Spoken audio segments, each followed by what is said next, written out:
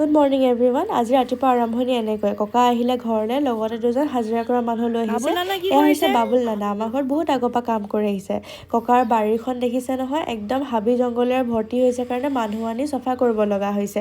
লগতে বোলে এবাৰ ছিজনৰ শাক পাচলি ৰুব, এইটো এটা ৰিজন। আৰু টেকমা গছজোপা দেখিছে, হাউলি গৈছে কাৰণে বান্ধিব লগা হৈছে। আৰু ছাইডৰ মাটিডোখৰ ৰাতিপুৱা চফা কৰিলে মোৰ বাৰ ৰেকৰ্ড কৰা নহ'লে দেখিলেহেঁতেন কিমান আমাৰ ভেদাইলতা আৰু মচন্দৰী লাগে।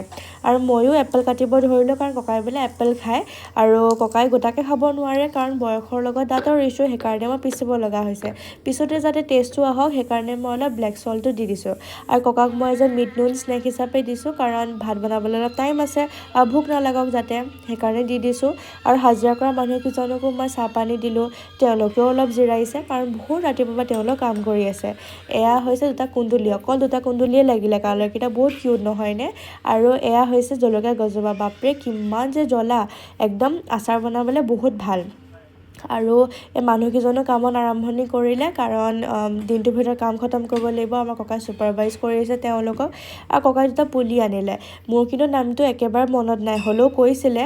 আৰু এয়া হৈছে আমলখি গছজোপা, বহুত ডাঙৰ হৈছে, আমাৰ নেইবাৰৰ গেটৰলৈকে পাইছেগৈ। লগতে ডাঙৰ হৈছে নাৰিকল গছজোপা। আৰু এয়া হৈছে কচু, আৰু এয়া লেমন গ্ৰাছ, লগতে ছাইডত হৈছে কলগছজোপা।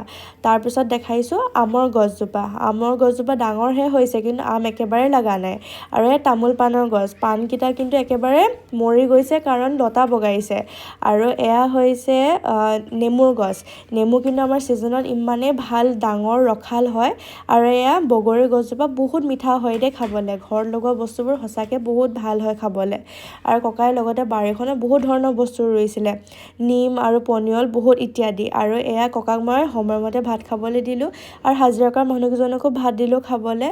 আৰু আবেলি সময়তে গোবৰ পেলাবলৈ মানুহ আহিলে। আৰু এনেকৈ আজি দিনটো খতম হ'ল। Thank U.